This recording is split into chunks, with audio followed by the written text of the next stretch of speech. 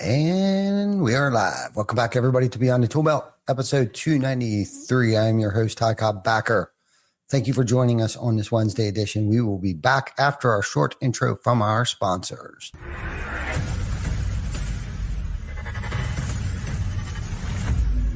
Cobb-Backer. Roofing, siding, windows, gutters, solar. Roofing, siding, windows, gutters, solar. Cobb-Backer. Welcome to Behind the Tool Belt, where the stories are bold, the conversations are real, and the insights come to you live, raw, and uncut. Every week, host Ty Cobb-Backer sits down to bring you the stories, the struggles, the lessons learned, and the wins. No filters, no scripts, just the truth. Please welcome your host of Behind the Tool Belt, Ty Cobb-Backer. Hey, welcome back, everybody, to episode 293, Behind the Tool Belt. And I don't know if it's rained yet this week, which is kind of unusual for us, but welcome back, everybody. Thank you for joining us on this Wednesday edition. This is the show where we get real about leadership mindset and building something that lasts, not just on the job site, but in life. Today's episode, it's going to be all about energy. And no, I'm not talking about solar panels and battery backups. I'm actually talking about energy that a leader should bring as a team builder, and as the person looks, when things get tough, right? Things aren't always as easy as things may appear from the outside. And what I've done recently here is I picked the book back up. And some of you may have heard me talk about The Energy Bus by John Gordon. And let me tell you, it rocked me. It rocked me again. And I'm honestly, I read it, and then I've been listening to it on my way to work, and on my way home from work every single day for probably about a month. And literally, if you sit down to read the book, it's a short read. It would probably take you maybe an hour if you're a really good, fast reader. But for me, it's a book that I've studied, and I've taken notes.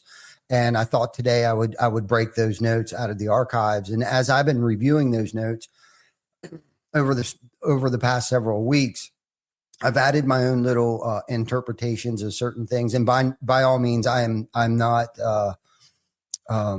perfect at any of these. I still have shortcomings. I still have character defects. I am definitely a work in progress. But when I read it, it rocked me so much, probably, I don't know, a couple years ago, so much that I've added the title to my email signature, Chief Energy Officer. Yep. CEO. And why is because I believe that the number one job of a leader is to fuel their team. And I've known that part for a long time. I've watched my negativity spread amongst the team. I've watched other team members' negativity spread amongst the team. And I've also watched my positivity spread. And I've also watched other team members' negativity spread across, the company like wildfire. So I thought I'd pick this book up,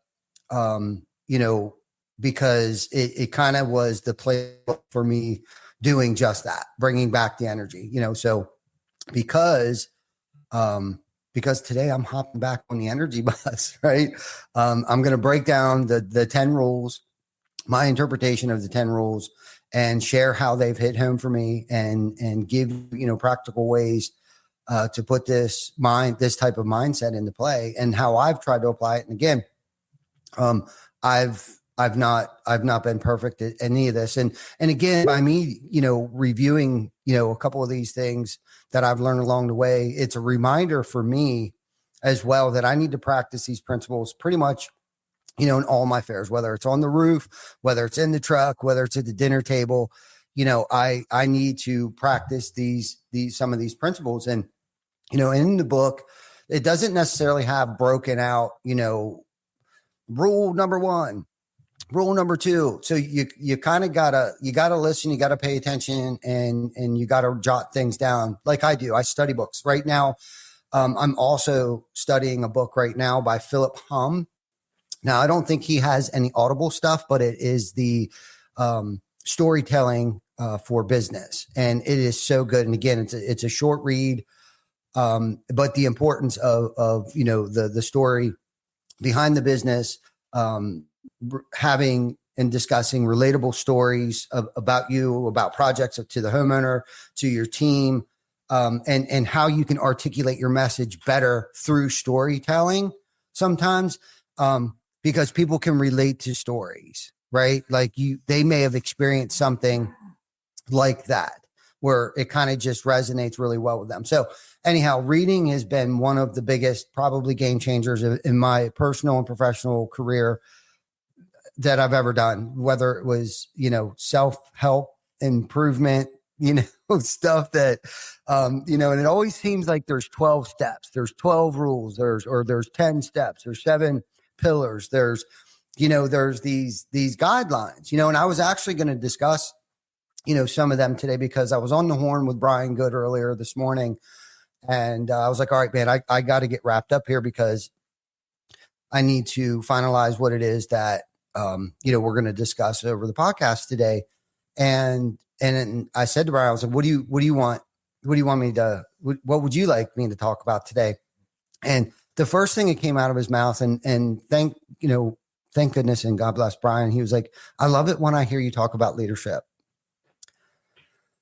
I was like, okay, I can do that. I enjoy that. I prefer one-on-one with somebody so I can see their reactions. And that way I know which kind of direction to go and see if what I'm saying is actually resonating with them. So I find it a little more difficult to talk about leadership through podcasts where I can't actually see people's, facial impressions or their body gestures and things like that, because I like to read people kind of like I feel like I enjoy speaking to crowds of people as well, because I can kind of read the room as well too. And know which way we need to take this, because I have been on many different journeys over my life. And a majority of that, thankfully, has been sober and trying to lead, businesses and things like that. So, but I like to share little nuggets with people, especially those that are very close to me, on how I've dealt with adversity, how I got through things, and not always just sharing about the losses, but also sharing about the wins. And I feel like that's what's separated this podcast a lot from a lot of different podcasts, is that when, our guests come on, or if it's just me talking, I'd like to be as truthful and just share my experience, strength, and hope, and hopefully it will inspire, someone else to, do great things, or even get them through a dark time in their life, because we all go through it. I don't give a shit, man. And unfortunately, social media today only shows highlight reels, and we try to do the exact opposite of that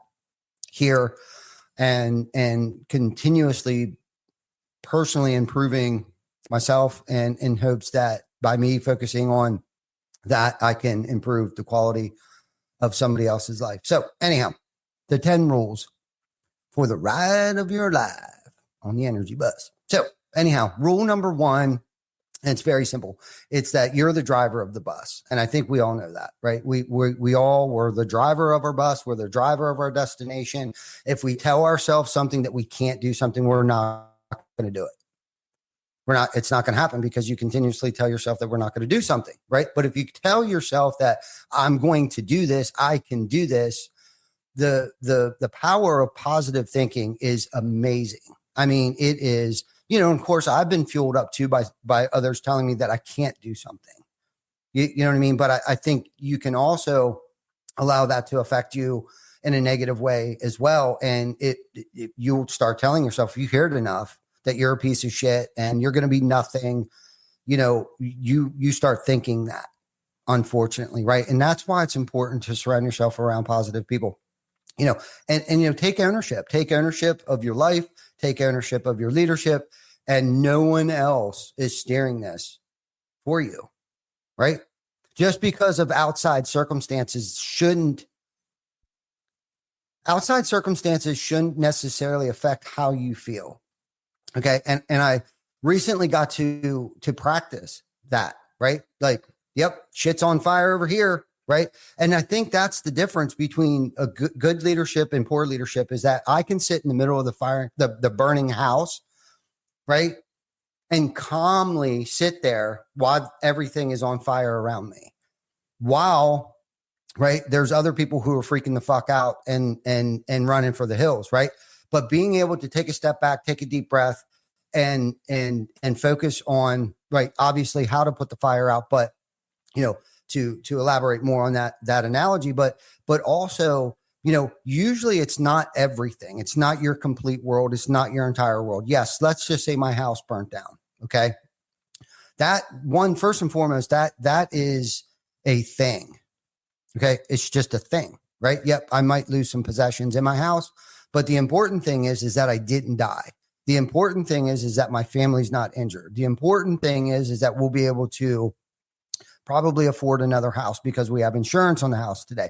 So as I go down this list of all these other positive things, right? And see, that's where I think we get messed up as human beings, is that we get so fixated on the burning house that we're not even really looking at the things that are most important to us, right? Really, at the end of the day, right?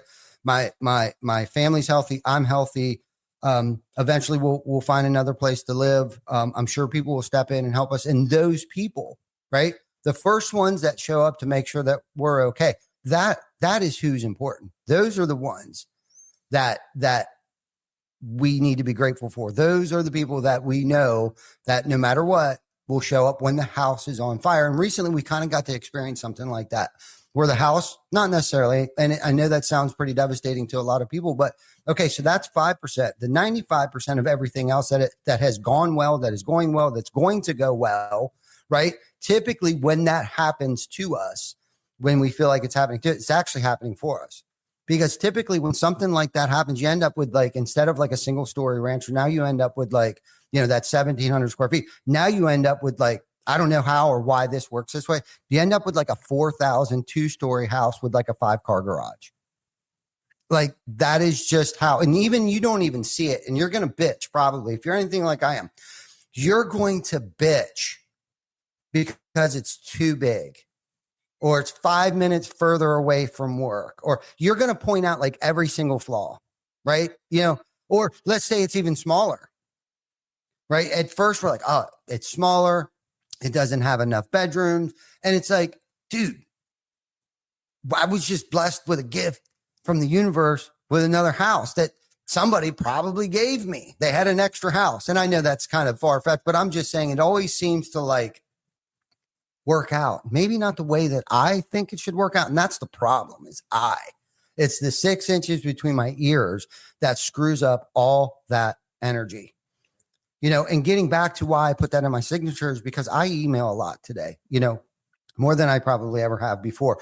And quite honestly, like, I probably work on other things in the business harder than I did early on in business too, only because we've been in expansion growth mode for forever. And I have to watch my reactions more now than I have ever have. And that's what I mean by like that personal development, that personal working, that work that I have to put in to myself in order to maintain while the house is on fire.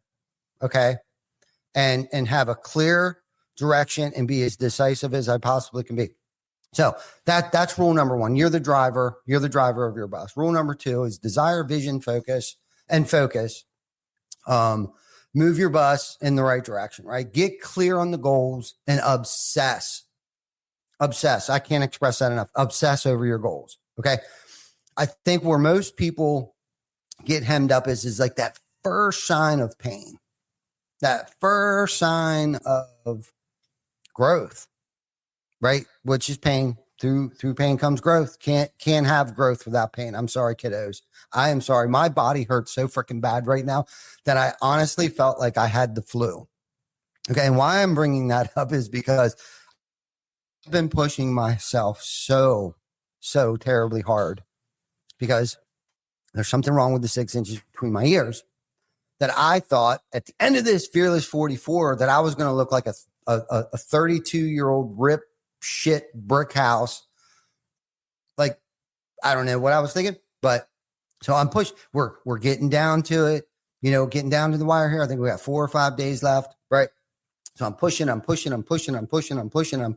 myself, and I'm not seeing the results fast enough.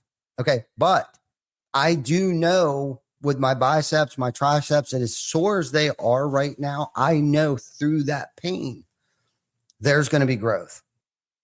I know that. And that's kind of what motivates me. And it's like, especially when it comes to working out, like you go through these plateaus, right? Like at first you might start feeling ripped and you feel that swole and you feel a little bulky. And then about a week or two into it, like that goes away, right?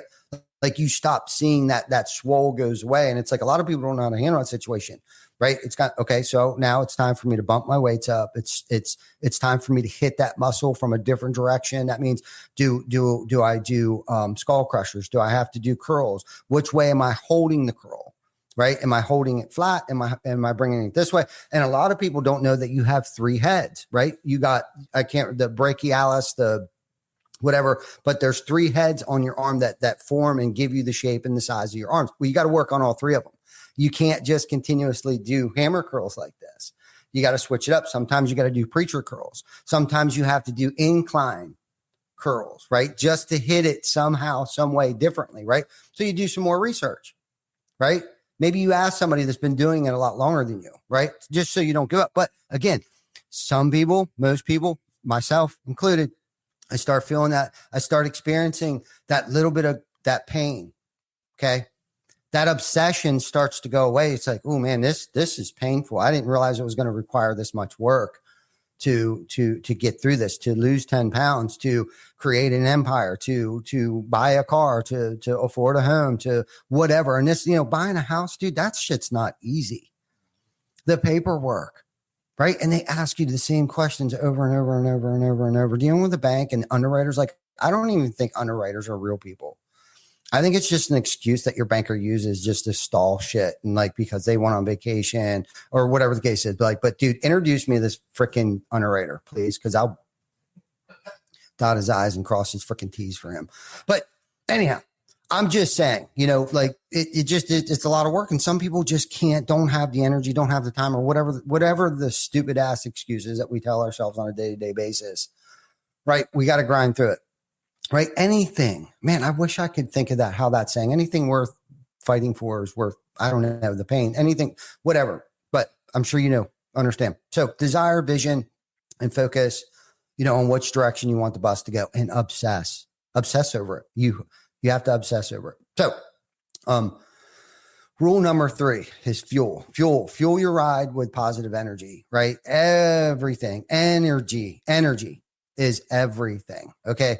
You either uplift your team or you drain them. And energy is the most important currency as any manager, as any boss, as any leader, as any entrepreneur could possibly have. Yep, you can have all the greatest KPIs, SOPs, and they don't mean shit. They don't mean shit if your culture is shit. Okay. If your culture is shit and the energy is shit, they're not going to follow the KPIs. They're not going to uphold the SOPs. They're not going to do any of those things if your culture or the energy sucks. I've seen it. I've experienced it. I've created it. But I can tell you this, for the longest time, we didn't necessarily have KPIs or a KPI dashboard or a way to track things. And we didn't necessarily have all of our SOPs documented. But the one thing that I can tell you that we had a part of that ingredient was our culture. Okay. And that is more important. You will get through anything. And I mean anything. Doesn't matter how devastating it is within your organization. If you have a good core group of people within your organization that are amongst that you have articulated your vision to, that you have articulated the direction, articulated the core values of what it is that we're actually doing here, you can accomplish anything. Is there a slight hesitation or something? Yeah. I think okay. Comcast is doing everything. I think so too. Because it's funny because I'm watching my mouth. Yeah. Not. Yeah. Like we're watching, what are the old Chinese Yeah. kung fu movie? Yeah. Yeah. Sorry. So if my mouth isn't moving with my words here, let me get a sip here quick. Okay. Rule number 4. And I struggle with this. I struggle with all these, by the way. I'm not perfect. I suck a lot. A lot of times I do. But that's why I read shit like this over and over and over. Because I have a very thick skull. I do. I really do. So rule number 4 is invite people on your bus and share your vision for the road ahead. Vision casting attracts the right passengers and repels the wrong ones. Right. And again, anybody that works for us, that works with me, that has been a part of this establishment knows that we've kept the wrong people around for entirely too long. Most of that my fault, right? Because nobody likes confrontation, but not knowing how detrimental that was to our culture, not knowing how badly that was actually holding us back. And I think, again, we recently got to experience that. You know, it's so funny, you know, when changes like that come, one, you get to see the team rally, right? And the fellowshipping and the camaraderie, that camaraderie, we're going to kick everybody's ass. Let's go. Right. And again, getting back to you can accomplish anything is possible with the right team, and having the right team is so important, so detrimental to so many things on so many different levels. So make sure you're inviting the right people, you know, and sharing that vision to the best of your ability. I know I suffer and struggle with, you know, I've talked about the cemetery across the parking lot here where, I've used that as an analogy where, you know, I am guilty of just, you know, telling someone, hey, go over to that cemetery over there. And they're kind of like, okay. And they'll go over, no problem. But they'll be wondering and asking themselves, why does he want me to come over to the cemetery over here? When I should have said, hey, there's a cemetery across the parking lot over here. And every time the wind blows, the tree branches blow across the top of this tombstone and it's damaging it, right? Just that little bit of more information. Like, I need you to go over there. I need you to trim these branches up. Okay. So now they're pretty pumped. They're like, oh shit, I need a chainsaw. And just, so then they run over there, hopefully. And they get over there and they start trimming up this tree. And as they're there, if you've chosen, now this is very important here. If you have chosen the right people to come on the bus, they'll open their eyes when they get over there and realize that there's 2 or 3 other trees over there doing the same exact thing. So either they'll ask, which isn't a bad thing. They'll ask, hey, do you want me to clean these other trees up? Absolutely. Do that. I didn't take notice. I missed that part. Yep. They're going to take care of it. So instead of just going over there and cutting down one limb off the oak tree over there, they've noticed, they recognize, but meanwhile, they're over there. They discover that there's leaves all over everything. Not only the tombstones that stand up out of the ground were getting damaged, but those tombstones that just kind of lay flat to the ground, you know which ones I'm talking about. You can almost step on them sometimes. And if you don't see them, if you're not paying attention, well, while they're over there, they discovered that the leaves are covering these up. So without even asking, they go and get a rake and they start raking things up, right? Because you've chosen the right people. But you can have the right people, but not articulate the message, the direction, be decisive. Again, guilty as hell. But I've been doing this long enough too. I've actually got to see people on our team do that to other people within the organization as well. Right. Which is cool because I got to experience it. And getting back to the Philip Hum book, right? It's not just about marketing. It's about how we speak with people, but sharing my experience, strength, and hope with that individual, saying, hey, you know, sometimes we got to be a little more decisive. And sometimes that also has to come from me to them. So then they can articulate that message to the rest of the team. Right. Right. Because technically, and somebody said it to me this morning, Ben said, I should be creating my replacement. Absolutely. Absolutely. He needs such a superior sales team around him right? That, sorry, hold on one sec. That he needs to have such a great sales team around him so he doesn't have to do sales anymore. Ben shouldn't have to do sales manager, right? So he should be looking for his replacement as he went from salesperson to sales manager. And we touched on that a little bit, the mindset change, and that's a whole complete other topic for another podcast here. But number 4, just make sure you got the right people on the bus. And know what seats, learning how to put them in the right seats and making sure that we're as managers, bosses, whatever you want to call it, right? Make sure we're putting them in the right seats and we're giving them the right message, right, to relay to the rest of the team. And that's called decentralized command, right? Jocko Willink talks about it all the time, and empowering them to make decisions and being okay with them making mistakes. Shit happens all the time. I've done more wrong than right over the years, and you've heard me talk about that. And I could go down a whole. We should have an episode of all the things I've screwed up, but what good came out of them, right? And that's usually what happens. The lessons learned, or the 4,000 square foot house with the 5-car garage metaphorically, right? Like how shit turned into key lime pie. I don't know. I do too. I freaking love key lime pie. So that leads us to rule number 5. Don't waste your energy on those who don't get on your bus. Okay? They're not meeting us halfway, and I am so guilty. I'm so freaking guilty of dumping time, energy, resources into people because I like them. They're good. They're a good person. Just lazy as hell. I've even said shit like that to myself where it's like, I like them as a human being, and I've kept them around, even though I've got used and abused and manipulated. And usually that's what it is. It's not, I don't think it usually comes out to incompetency. Like I have patience and tolerance for somebody who has a learning disability. Like I will be the first one to draw it for you, draw a map.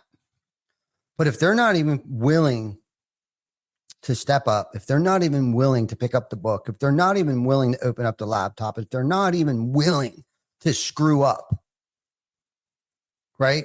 Then number one thing is you got to get them off the bus. Gently open up the back door and push them out, right? And I hate to say that, but it's like while you're focusing all your time and energy on that one individual who everyone else sees is taking advantage of the situation. Everybody else is watching it. Everybody. And again, guilty as charged. Okay. Everything and everyone else is suffering. Okay. Because we're dumping all this time, energy, resources all into the individual who really just doesn't give a shit. And it's just here for a paycheck.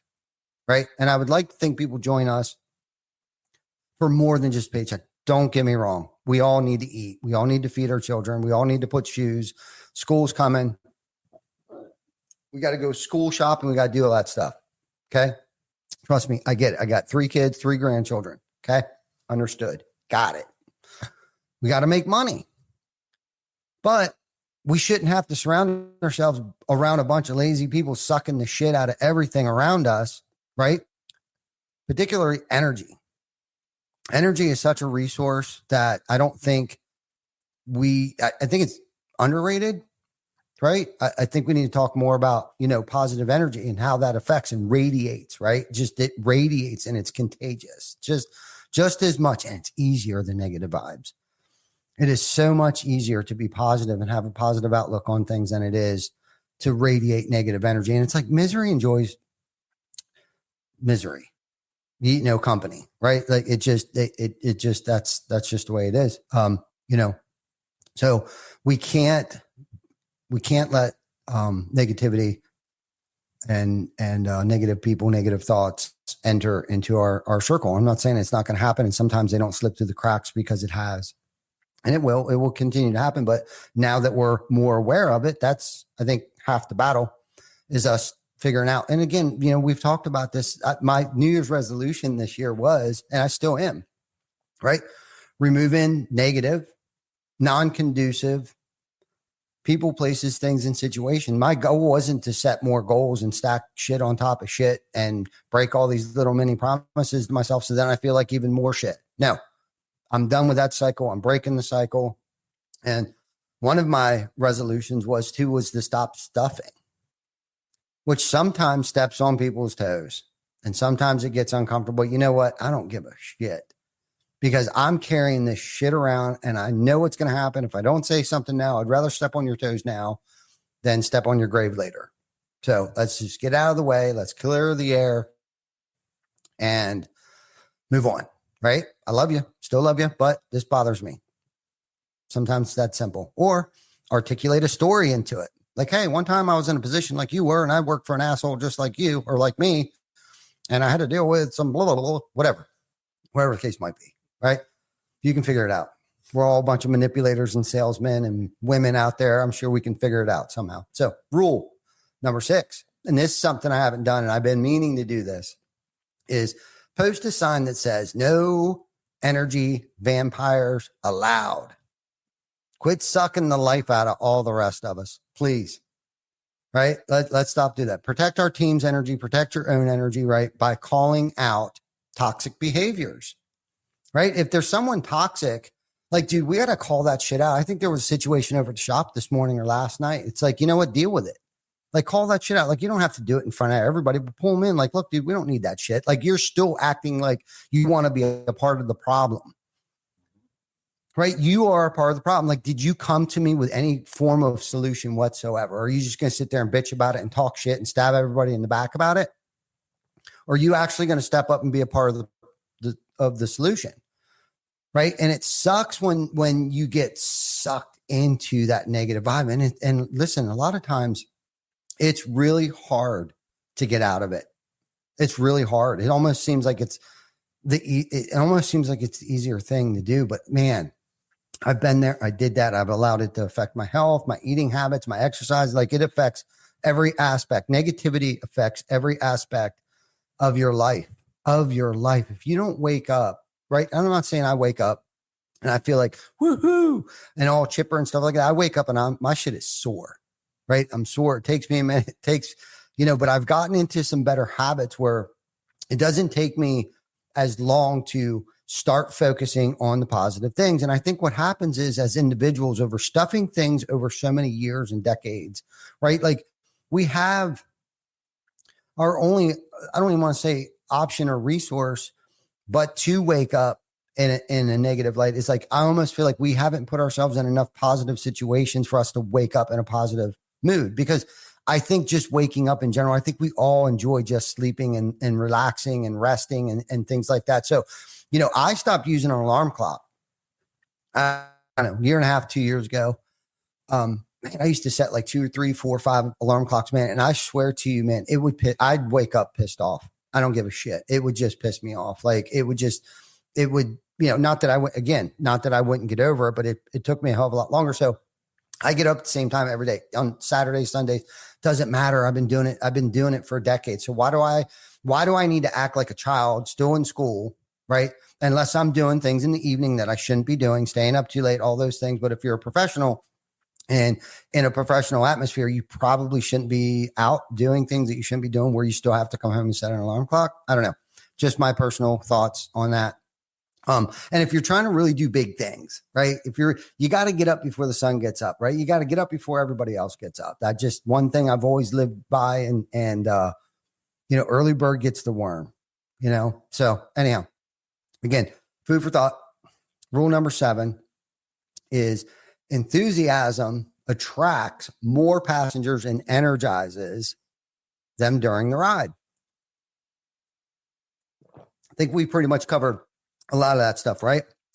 Positive energy attracts positive energy.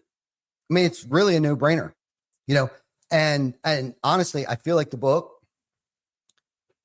could have been a children's book. You know what I mean? But here I'm an adult in an adult body, I should say, because the 6 inch between my ears still acts like and thinks like a child. I need shit broken out in layman's terms, right? I need someone to tell me that energy is contagious. I need someone to tell me that I set the tone. You know, and Baker used to say, when daddy gets home, he sets the tone. It is no different when I get to work. It's no different when I get here. If I'm a miserable mess, that is so contagious. I'm unapproachable. Nobody wants to be around that shit. You know, it's just, I don't know. And I don't like feeling that way anymore. Number 8. And this is something that I think we all do a really good job around here with this, but it's love your passengers, right? I really, truly feel like, we built a culture of love, you know, and it's tough to talk about that in the construction industry, like especially out in the field. Right. But what I mean by that is that people will go an extra mile when they feel seen, valued, and appreciated. Right. And that is a statistical fact. That is just not my opinion. Right. If they feel seen, if they feel valued, if they feel appreciated. And again, I'm not the most perfect. I get wrapped up in my shit. Shit gets difficult, blah, blah, blah, whatever the case might be. But I also don't want to surround myself around people that need a pat on the fucking ass every 2.3 seconds either. Like, grow some balls. Okay. I'm going through some shit right now. I need you to carry the torch of the energy while my doors are closed, dealing with some shit that you probably caused any fucking how. Go and spread the joy. Okay. Go spread the joy for me. And what's cool is that I know Vic has done that. Glenn has done that for me. Baker has done that. Kim has done that for me. And Kim has also let me lose my shit on her too and not acted like a little soft-skinned slope head or not. What's that? Smooth head? Smooth head? Yeah. Smooth head. I don't even know where the hell that came from. Julie was saying that one day. Smooth brain. Smooth brain. Yeah. Whatever. Sorry. Smooth brain. Yeah. So anyhow, I could only envision what was those eggheads on Saturday Night Live? Coneheads. Yeah, when she said that, that's what I pictured was Coneheads on from. Now I'm showing my age because that was a long time ago. But anyhow, love your passengers, like everybody, you know. And this is the thing too. So CEO, Chief Energy Officer, everybody can take this with them. I don't care what position. I don't care if you're a janitor cleaning freaking toilets at the high school. Everybody has the opportunity to be a CEO. Everybody has the opportunity to be a chief energy officer. You know, have you put a smile on somebody's face today? And I'm not even trying to get all woo-woo-y and shit like that, but I'm just saying, like, you can build empires. You could change somebody's life. Okay. Being a janitor, put a smile on their face, you know, just through positive energy. I'm telling you, it is a mountain mover, right? A mountain mover. So anyhow, number 9, drive with purpose. Okay. Purpose driven, right? Not necessarily money driven, right? I hate when I see people post, I did this much revenue. Dude. That's awesome. Good. That's great. Usually somebody that's been in business for about a year or 2 or 3 or 4, maybe 4, right? 80% of us roofing contractors go out of business in the first 4 or 5 years because of that, right? Chasing the money. Find your purpose. Be purpose driven. Purpose is fuel. And I'm telling you, it keeps you going when challenges come. Okay. The purpose. And again, challenge.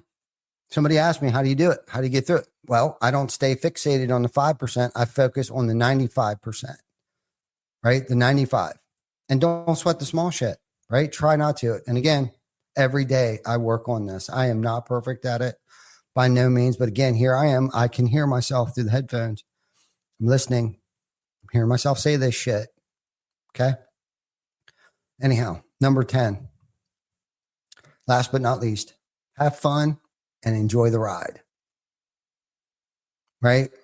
Celebrate the journey. Energy comes from joy. Right? Rule 62. For those of you that know what Rule 62 is, Rule 62, my friend, is do not take yourself so damn serious. You're not that important. It's just not that damn important. You know what I mean? And I'll get myself all jammed up. I'll take myself so damn serious. I need to be perfect. I need to be there. I need to do this. I left the ball there. Da, da, da, da, da. Okay. So the biggest shift for any leader, right, is realizing that nobody's going to come save you. Okay. No one's coming to save us. That means own your attitude, own your vision, and your decisions. If you make a piss poor decision, deal with it. If somebody else on your team makes a piss poor decision, deal with it, right? Help them deal with that, right? Even if you know what they were going to do was wrong. I've done it. I've seen it. Sometimes you just got to let them do it, right? And other times I have been wrong, even though I thought that they were doing it the wrong way. But it turned out way better than I thought that or expected it to turn out. So sometimes you just got to take the back seat. And that's probably one of the biggest things too, is learning how to not only be a good leader, but learning how to follow. Right. And I've wielded that big leader sword out there and right. And just contradicted everything that everybody was saying. And it went to shit. Okay. Then that's even harder to recover from. Okay. Because I didn't want to follow. I didn't want to take suggestions from somebody, right? One of my co-members, co-leaders. And nope, we're doing it this way. That's it. Right. And it turned to shit, but then yet I expect them to help me clean my shit up. Okay. So let's put the shoe on the other foot once. Right. I'm sure they're talking shit under their breath. Like, I knew all along that they shouldn't have did it this way. But being in the position that I'm in, sometimes I have to let people make a mess. But also I have to be there to help them clean the mess up. Okay. And sometimes they make a mess that I don't even know what they were doing because, again, I trust, I empower, right, people to make decisions. I decentralize the command a little bit and shit happens, right? I could stand there. I could scream. I could jump up and down shit. I've even gone to the extent of just completely ignoring somebody for a month. None of that is healthy. None of that is conducive. And what have we all learned from it? Not a damn thing, really. I found the best thing to do is just jump in, help out, figure out what we did wrong. What can we learn from it? Right? I mean, that's probably the biggest thing. There was a time when I thought things, we talked about this a little bit and I started really thinking about it. I thought there was a time where I thought things happened to me, but this book has really reminded me that, that things are actually happening through me. It's up to me to steer the bus. And once you're in the driver's seat, you got to figure out where you're going and who's coming with you. Right? Like I can make, and I've talked about this before, I can make any situation as good as I want, or I can make it as bad as I want. And today, I choose to, make it better. You're the driver of your bus. Okay. You set the tone. You control the energy. And when you bring positivity, the vision, the purpose, you don't just build a company, you build a movement. And I really feel like that we've done that here. I feel like we've built a movement, right? So if you haven't read The Energy Bus yet, pick one up. I gave one to Lauren. Lauren's never given it back, which she doesn't have to, even though I bust her ass every now and then, that she needs to probably pick it up more often. I should probably share it with a couple other people, but you better get it, pass it on to your team, start the conversation, ask who's on your bus, who needs to get off, and where the heck are we going? Like we got to figure out where we're going. Right. Because we're not here to just do jobs, right? We're here to change lives. I've said that forever, right? For good, for better, for worse. Right. So anyhow, thank you guys so much for tuning in to Beyond Toolbelt. If you got anything out of this episode today, all right, share it with somebody on your bus. And hey, keep your energy high, your vision clear, and your crew rolling in the same direction. Catch you guys next time.